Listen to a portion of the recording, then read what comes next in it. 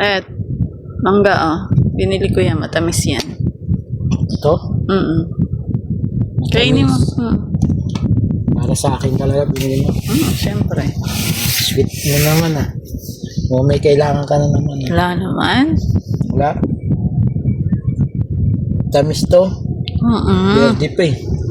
Basta matamis yan, ganyan lang talaga kulay ng balat niyan. Kainin mo na.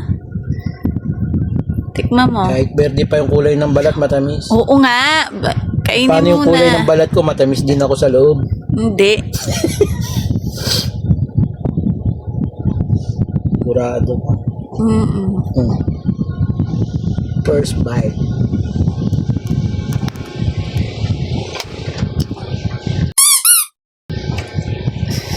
Matamis, di ba?